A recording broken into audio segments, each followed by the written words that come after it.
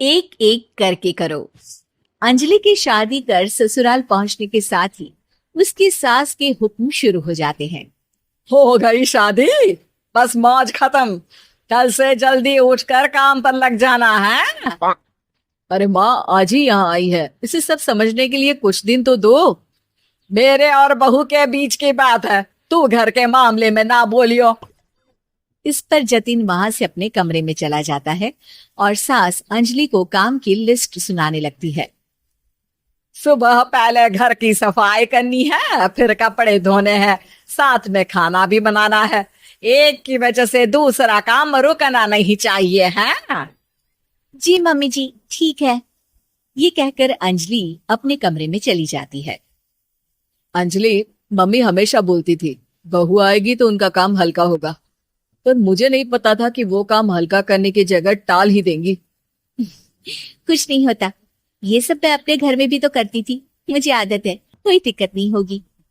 ठीक है, पर अगर कुछ हो तो बता देना। दोनों सो जाते हैं और अगली सुबह से अंजलि जल्दी उठ के सास के बताए कामों में जुट जाती है, जिसमें वो जैसे ही कपड़े धोने लगती है तो सास वहां आ जाती है। अरे सुनो, ये कपड़े ऐसे नहीं धुलेंगे, सबको डिवाइड कर फिर एक एक करके अलग अलग धोने हैं। क्या? एक एक कपड़ा अलग करके? एक बार में सुनाई नहीं देता क्या? वही बोला है मैंने, लग जाओ काम पर हैं। सास की बात मानते हुए अंजलि एक एक करके कपड़े धोना शुरू करती है, जिसे करते हुए आधा दिन बीत जाता है। अरे रे, सुबह से कब दोपहर हो गई पता ही नहीं चला, अभी तो खाना भी बनाना है। अंजलि भागते हुए रसोई में जाती है, जहां उसकी सास पहले से ही उसे खड़ी मिलती है।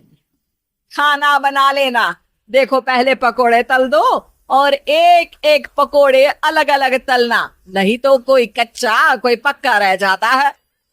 सास की हर बात में एक एक की कहानी अंजलि के समझ में नहीं आती, लेकिन फिर भी वो बिना कुछ बोले काम करती रहती है। अगली सुबह फिर वही शुरू होता है और सास एक बार फिर खाने के समय रसोई में आती है।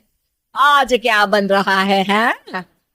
वो जतिन ने भिंडी की सब्जी, रोटी और धनिए की चटनी बोली है, इसलिए वही बना रही हूँ। अरे वाह जी वाह, बढ़िया है। पर भिंडी एक एक करके धोना, फिर टोवेल से पोंछ कर एक एक करके ही काटना, साथ ही धनिए की पत्ती भी एक एक करके ही धोना। अरे पर मम्मी जी। अरे क्या पर, सफाई का ध्यान रखना आता भी है या नहीं है? मैं ये सब सबकी हेल्थ के लिए ही तो कर रही हूँ ना, और तुम अर पर करती रहती हो हैं?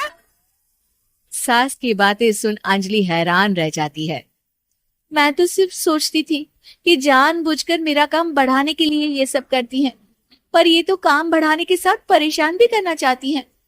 मैंने इनकी कौन सी बहस खोल दी जो इतनी दुश्मनी निकाल रही हैं? क्या करूं? अब अंजलि सास की बातों और हरकतों के बीच फंस जाती है।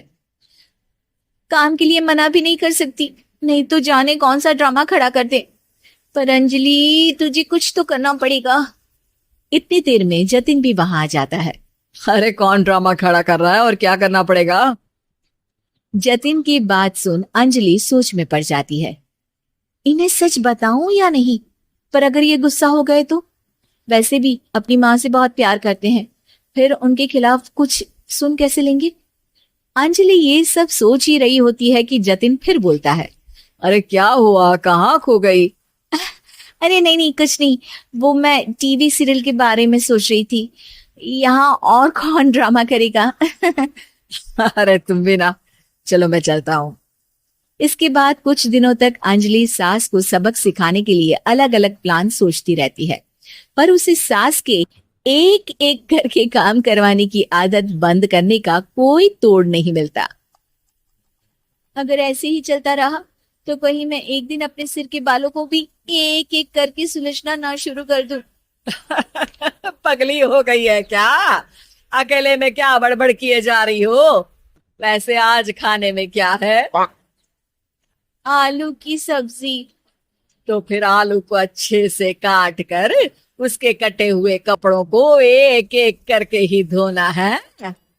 बिल्कुल, इसे कैसे भूल सकती हूँ? मेरे जी को जंजाल। अरे बातें कम काम ज्यादा है। अंजलि एक बार फिर सास के कहे अनुसार काम करने लग जाती है, जिसमें सब्जी बनाते हुए उसके दिमाग में एक आइडिया आता है और वो सास को आवाज लगाती है, मम्मी जी सुनिए जरा इधर तो आना। अंजलि की आवाज सुन सास रसोई में आती है। अरे क्या हुआ, क्यों गला फाड़ कर चिल्ला रही हो? कुछ नहीं, वो सुबह कपड़े धोने की जल्दी में नहाई नहीं थी और अब शाम की पूजा भी करनी है, तो आप जरा सब्जी देख लीजिए ना, तब तक मैं नहा कर आती हूँ। अंजलि सास को रसोई में छोड़कर नहाने चली जाती है। इसी तरह देखते देखते 4 घंटे बीत जाते हैं, लेकिन अंजलि बाथरूम से बाहर ही नहीं निकलती, जिसे देख सास उसे आवाज लगाती है। अरे बाथरूम में ही समाधि लगा ली क्या? यहाँ सब्जी बनकर ठंडी भी हो गई और अभी तक तेरा नहाना खत्म नहीं हुआ। मम्मी जी जैसे आप कहती है ना, मैं वैसे ही एक एक करके अपने बाल शैम्पू कर रही हूँ, तो अभी 3 घंटे और लगेंगे। तब तक काम और जतिन को खाना सर्व करना आप संभाल लेना। इस तरह अपने नहले पर बहू का दहला देख सास शॉक्ड रह जाती है, जिसके बाद से घर में एक एक करके करने का आलाप बंद हो जाता है।